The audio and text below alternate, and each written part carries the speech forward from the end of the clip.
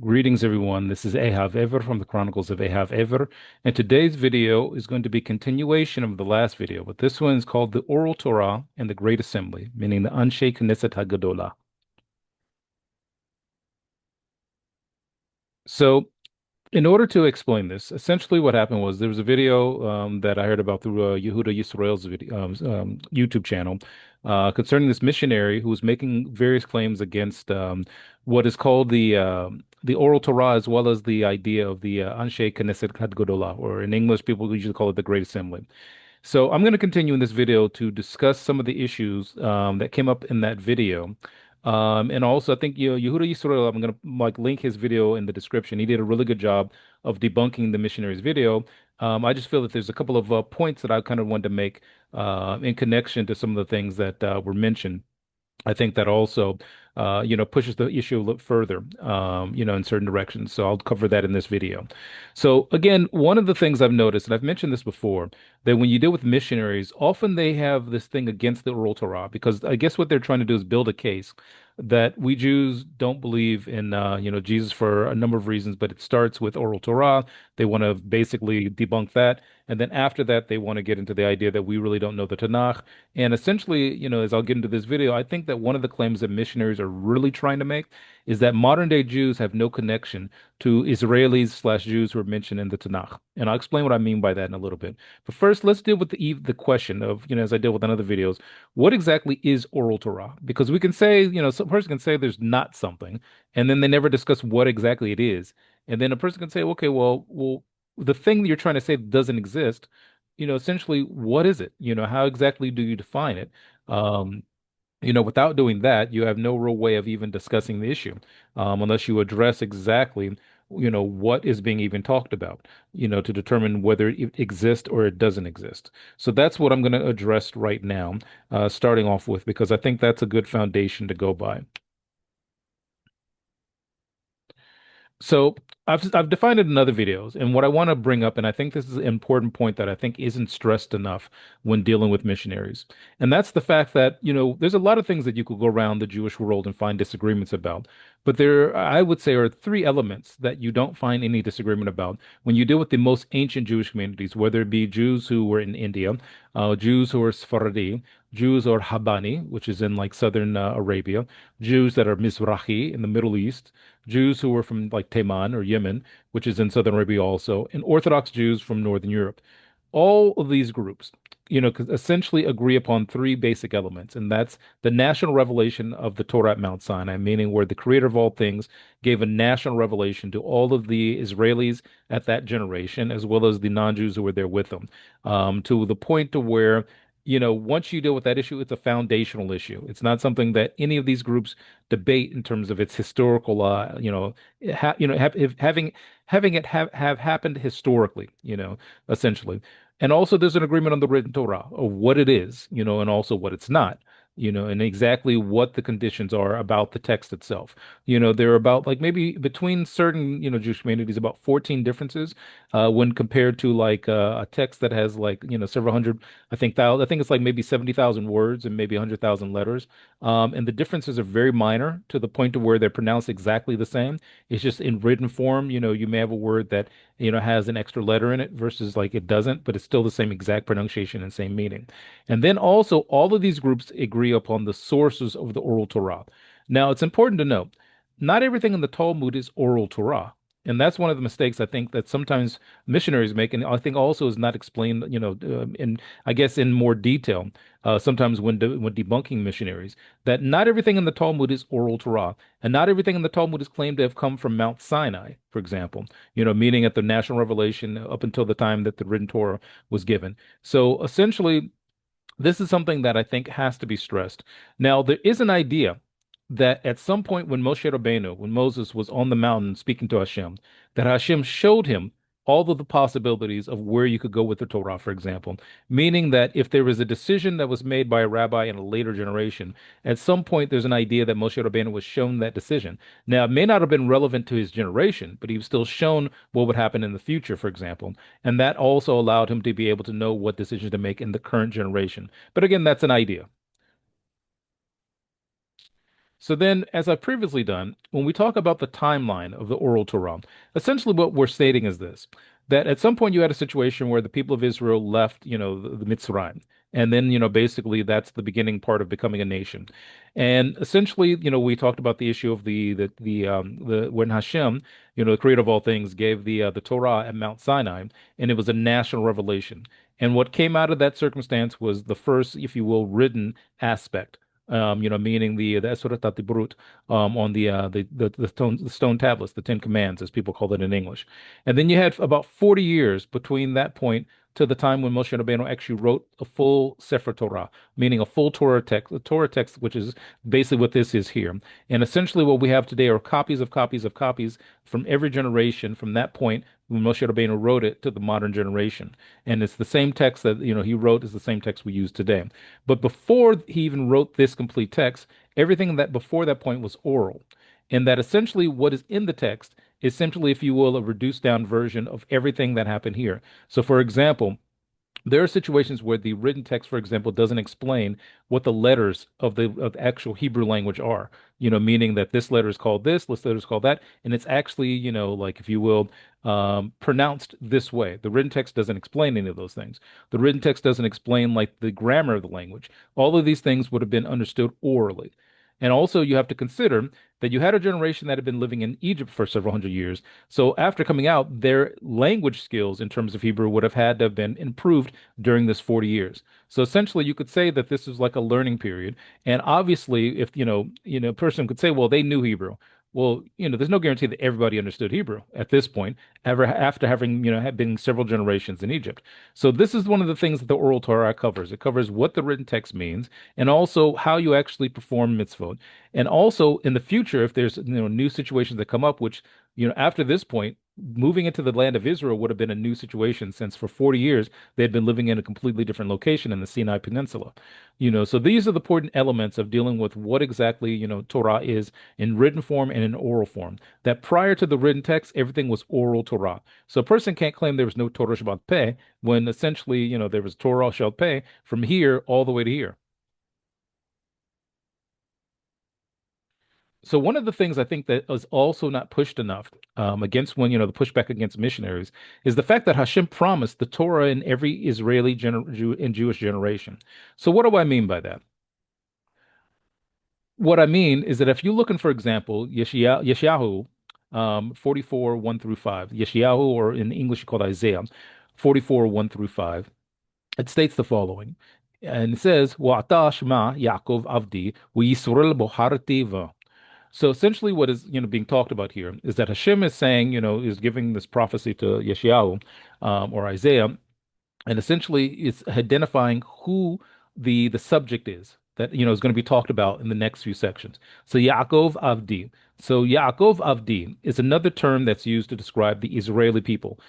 Specifically, during the time that this was given, there had been a split between the tribes of Yehudah and Binyamin and the northern tribes. Knowing that there were members of the northern tribes who were also living in the area of Judah or Yehudah, as it's called in Hebrew. So essentially, Yaakov Avdi means that this is talking about the Israeli/Jewish people. And it says, Yisrael bohartivon. So the reason why it's being talked about in this way, meaning that Yaakov Avdi and then Yisrael, Israel, is because this is describing the northern tribes of, which called themselves Yisrael when they split, and also Yehudah was, in the southern part. So this is during a time when there was two factions, if you will, or two nations that the Israeli people had split into. One called Yehudah and one called Yisrael. And Yehudah in this text is being called Yaakov Avdi. So like my servant is what Avdi means. So if we go through this is a basic like prophecy that the creator of all things mentions to Yeshayahu to tell the people of Yehudah. So, one of the things he says was, Al Tira Avdi Yaakov, Yishurum Bacharativo. So essentially he tells like the people of Israel to not fear, Yehudah specifically not to fear. And he calls them Yishurum, meaning the straight ones, if you will. And that these are the chosen people of Hashem, so Bacharativo. Now this doesn't mean that they are better than everyone else in the world. It just simply means they're chosen for a mission to keep the Torah. So it continues in verse 3 and says, Ki atzok maim al tzameh, when nozalim al yabosho.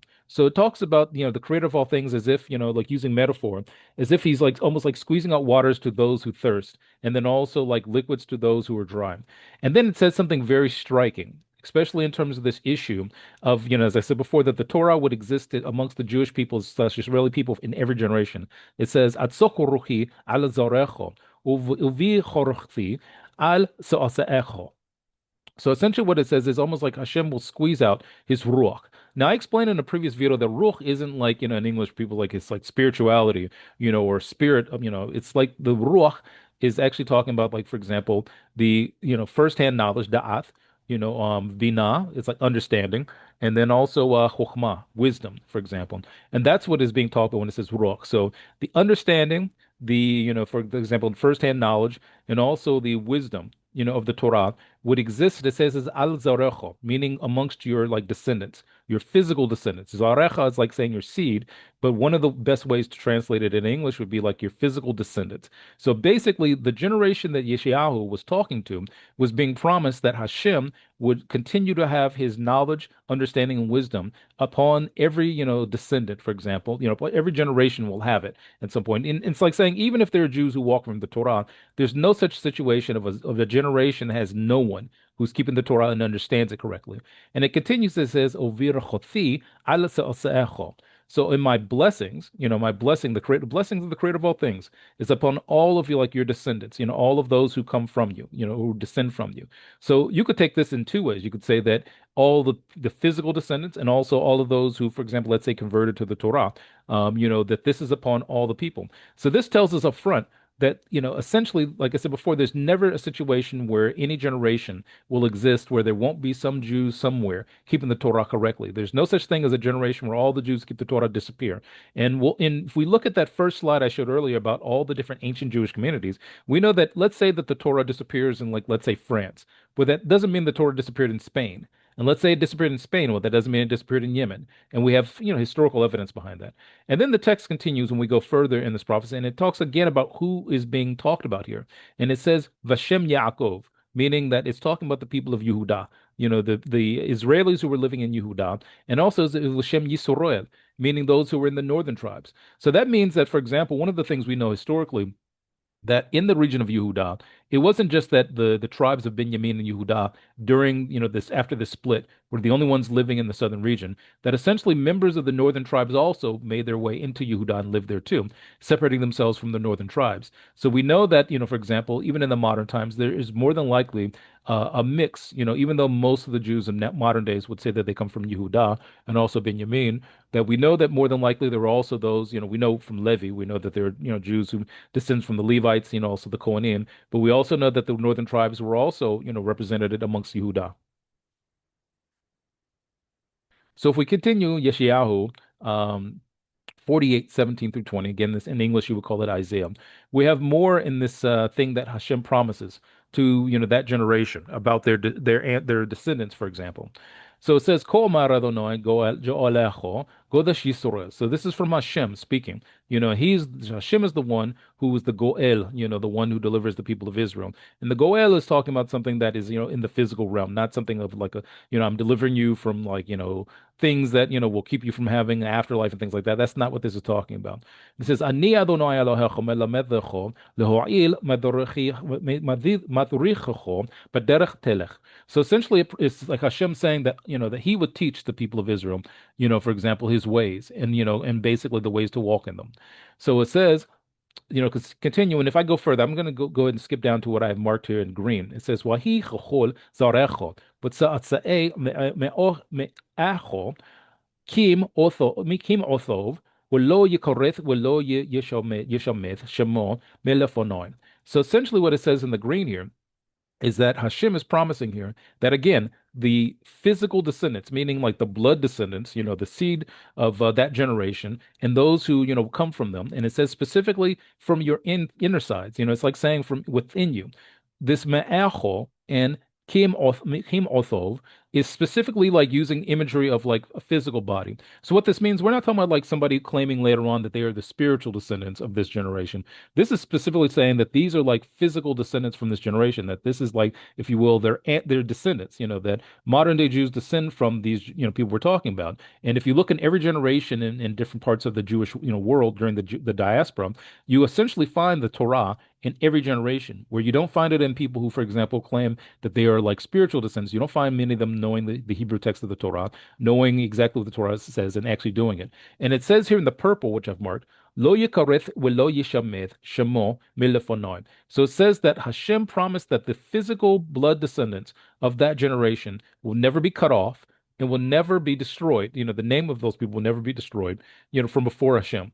So this tells us very clearly that, and it goes on and talks about like the exiles into Bavel, into the Kasdim, and it talks about all the people that who, for example, from that generation who were exiled, and we know that during the exile of the Babylonian exile, they didn't exile every single Israeli or every Jew from the region of Yehudah and Benjamin. They exiled the leadership, meaning the government, basically the government, the Kohanim, the priests, in the temple. They exiled them, and then 70 years later, the descendants of those people and some of the people who were actually there during the exile came back to the land of Israel.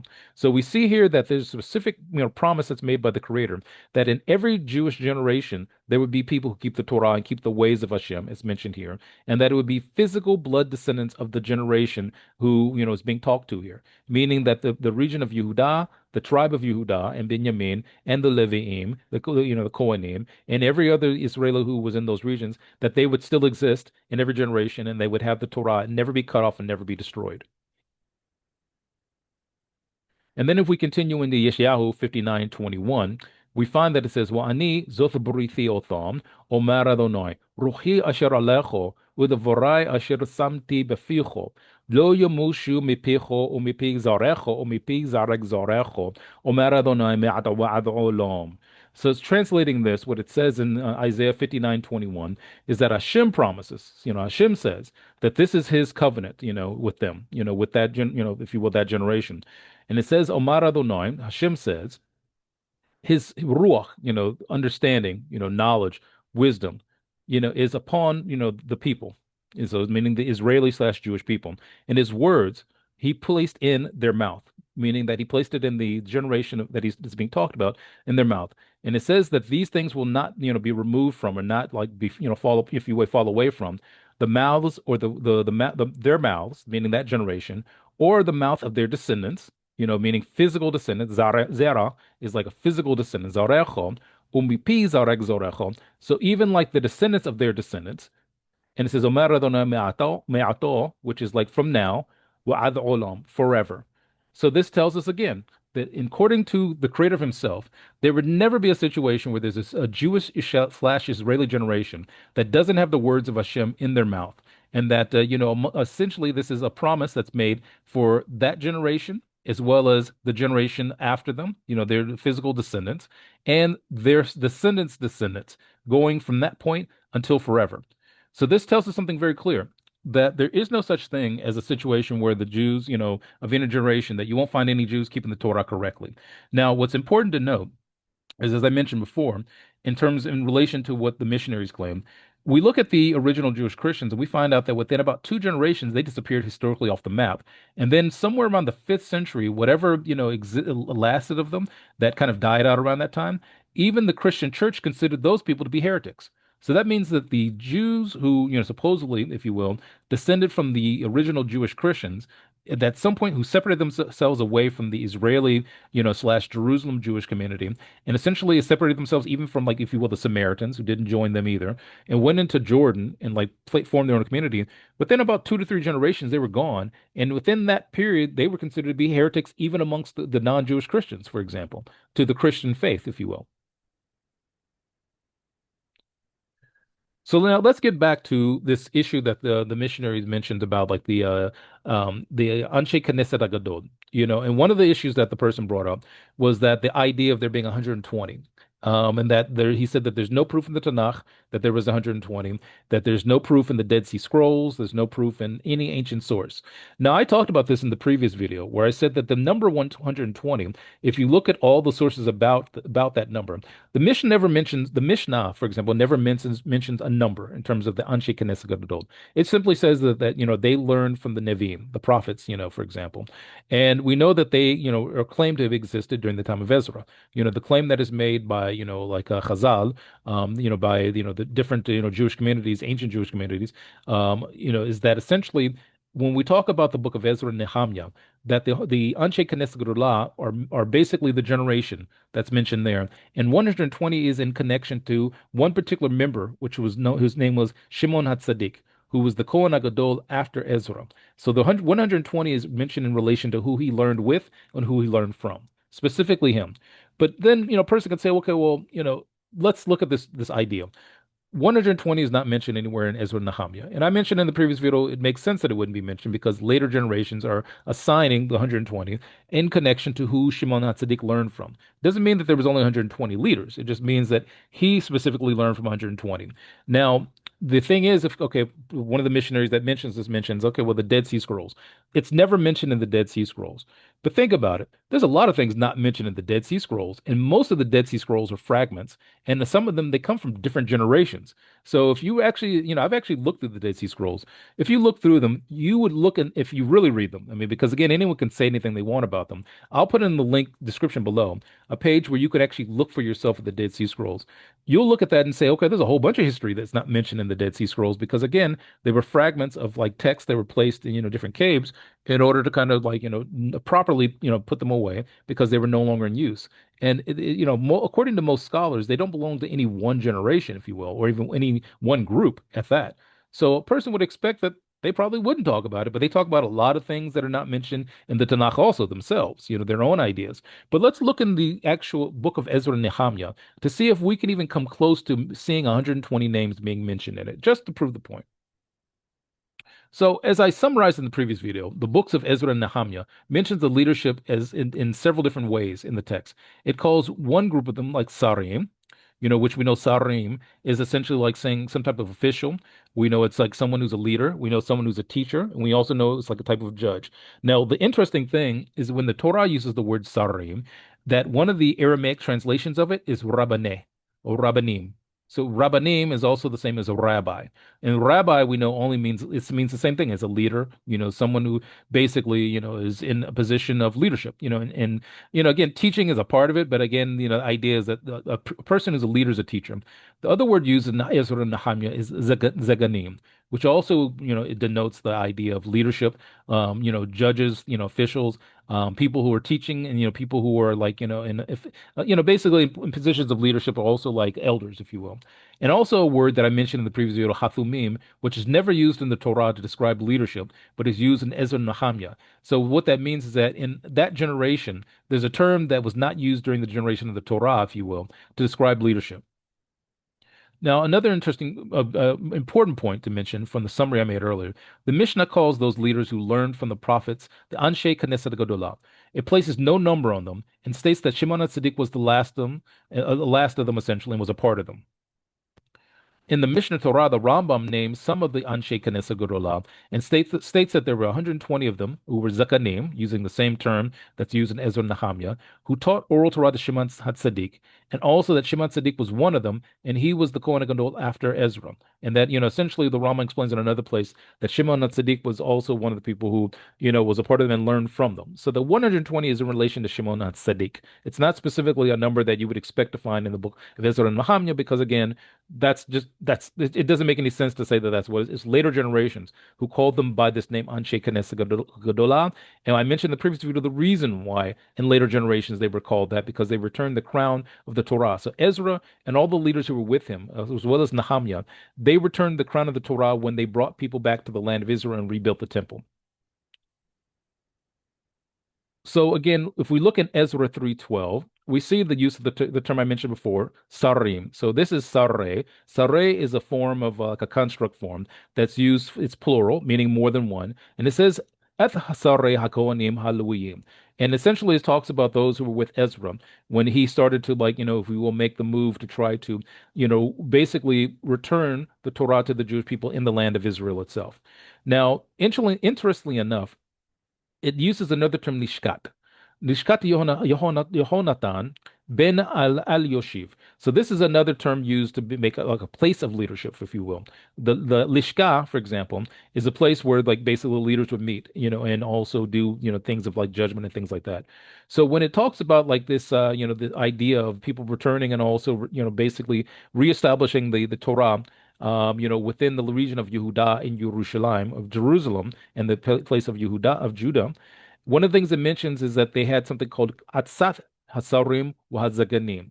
So Atzat in modern Hebrew is like advice. But in the time that the Tanakh is talking about here, what it's basically mentioned is that these are like, if you will, the rulings, or also like the cultural practices that the Sarim and the Zakanim were like basically instituting onto the Jewish people because of the fact that they were returning, when it says with Mi Kahal Hagola, so it was like the Kahal, or the congregation or the group of Israelis who returned to the land of Israel.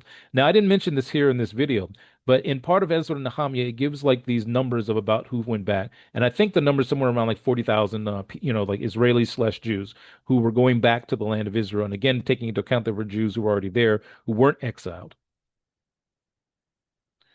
So if we start going through some of the names that are mentioned in Nehemiah, because it goes through and gives a bunch of names of the various leaders who were with Ezra and like basically led with Ezra. If you go through like Nehemiah 8:4, I found about 12 leaders mentioned there. Just going through the numbers to see how many leaders can we identify. And one of the things I want to make clear is that I only marked, in some cases it mentioned some names which seem to be mentioned like the same people, like more than once throughout Nehemiah. But I'm going to mark everybody who I see as a different name. And if, for example, and let's just say that it could be possible that there are other leaders who had the exact same name as people who were mentioned earlier in Nehemiah, but I'm going to ignore that for now and just simply see what number I get to, just going through and finding this randomly, what names I could find. So in Nehemiah 8:4, essentially I found about 8 names mentioned here. And, again, I won't go through all of them, but like, for example, it says Matithia, Weshama, Oniya, Uriah, Hilkiah, Maaseya. And then these were like people who were standing to the right of Ezra when he was reading the Torah in the public in front of the entire like Israeli slash Jewish people who were in for example the temple at the time. Now taking into account that there were still like a lot of Israelis and Jews who didn't come back from the exile. They were still in other lands, but still had communications with Ezra and all of the people who were there in Israel. So 12 leaders here, and it also mentions a number of leaders here who were on his left. So that's about 12. If we go to Nehemiah 8:7, it also mentions another 12, which I've marked here in like the highlight. So essentially these 12 are mentioned as being, like also with the Leviim or the Levites, for example. And it says Mevinim et ha'om. So it says that they were causing the people to understand the Torah. So again, this word Mevinim et ha'om is talking about oral Torah, meaning that they were causing the people to understand what the written Torah says and how to actually practice it, as well as any judgment or rulings. And again, it's important to note, it says that the Leviim were also doing this. So what this would tell me, just offhand, is that when I look at modern day Levites, if a person, because there's some people who try to claim, well, only the Kohanim, the Levites, were the ones who were teaching the people during this time. Well, there are people who descend right now, Jews who hold by the Torah and say that there's a Torah Shabbat Peh, or say there's an Oral Torah, who are descendants of the Levites of this generation and the Kohanim of this generation. So again, this is what this is talking about. And from here, you have another 12 leaders who are mentioned here, and I've listed them in the green. And again, if you don't know Hebrew, again, you have to take into account the original text is in Hebrew, and that's the proof text, if you will, of the things we're talking about. So another 12 leaders are here, along with the previous 12. So then if we go to Nehemiah, or Nehemiah, as people say in English, chapter 8, 8 through 9, we get, basically a mention that essentially says, "Vayikro'u b'sefer Torath ha'Elohim." So it says they read, from the Sefer Torah, the Torah scroll of Elohim, of the creator of all things. And it says here something very interesting. Mefurash, v'som sechel, v'yavinu b'mikro. It says mefurash, v'som sechel, v'yavinu b'mikro. These three statements essentially is oral Torah. Mifurash is essentially one of the Torahs, is the one of the definitions of Torah Shabbat Peh is pirushim on the Torah, on the written Torah. And then also simsechel, it's like saying how to understand it and how to do it. That's oral Torah. That's the purpose of oral Torah, to understand it and understand how to do it. And it says wayavinu bamikro. So sechel is like saying intelligence, so somebody should become intelligent in the Torah and how to do it and become intelligent because of it. And then wayavinu bamikro. So they cause the people to understand the mikro, the written text, for you, if you will. And then it says, Ezra Kohen Asofer Wahaluim Hamevinim et Ha'am. Says that Ezra himself, who was a Kohen, and also, who was a Sofer, if you will, a scribe. And it says, and the Lewim and the Levites, Mevinim et Ha'am. So they were causing the people to understand. These statements and this statement are explaining oral Torah, because that's the exact definition of what oral Torah is. So this is, when people say, well, I don't see any mention of the oral Torah in the written text. This is actually, for that generation, how you describe oral Torah.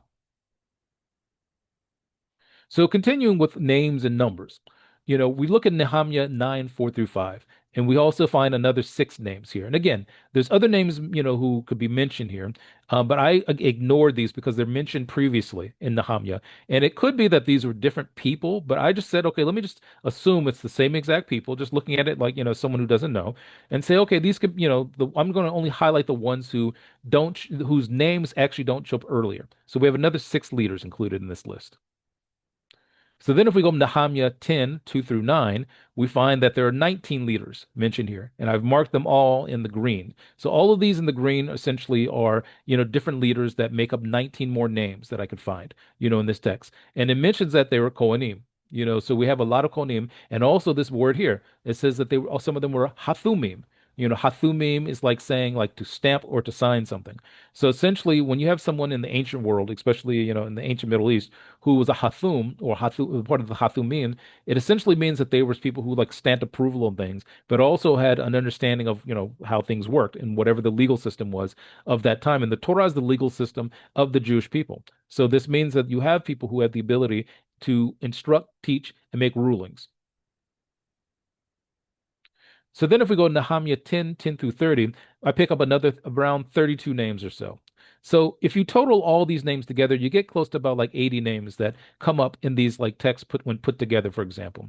And again, this is ignoring other names that, could be actually, some other people involved, but essentially you could find just offhand I found like about 85 names or so. And that's actually mentioned, I think, in the Talmud also, where the Anshe Knesset Agdula is also mentioned as being 85 rather than like 120. And again, this is in relation to Shimon HaTzadik.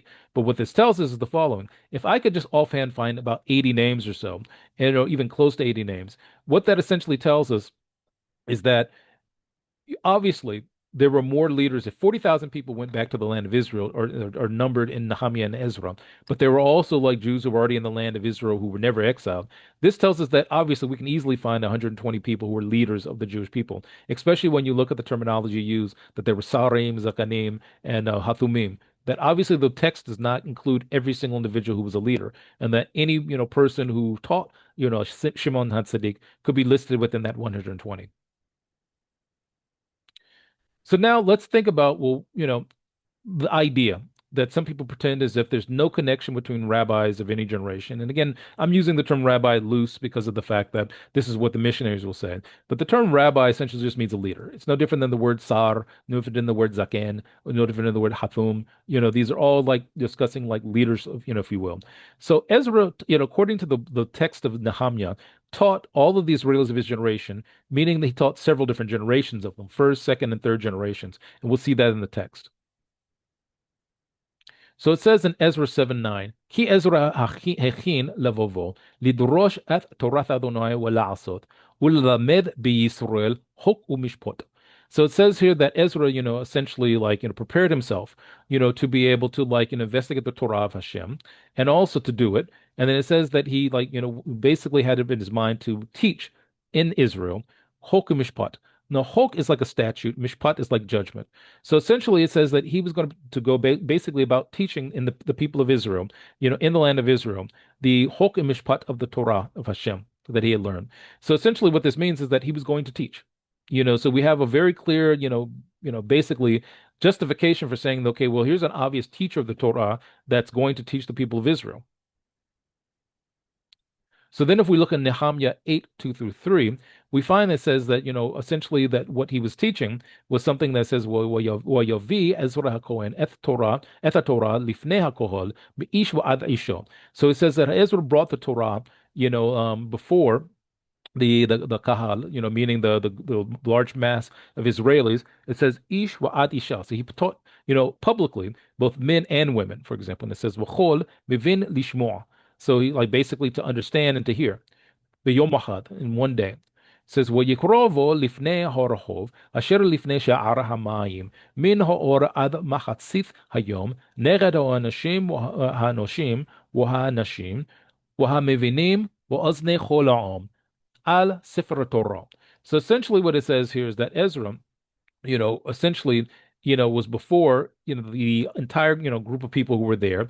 And it says that he, taught in front of, the men and the women and those who understood, was Nei Chol and that all the people heard what he was teaching about the Sefer Torah, of Hashem.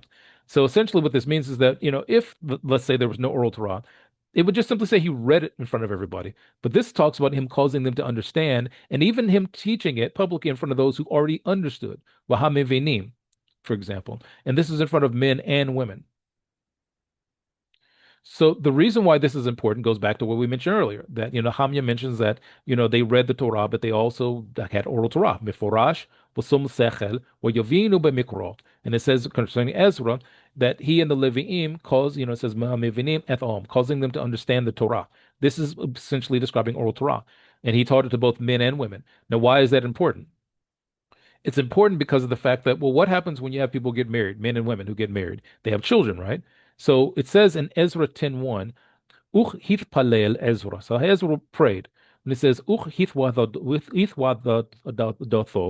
bocha, umitnapel.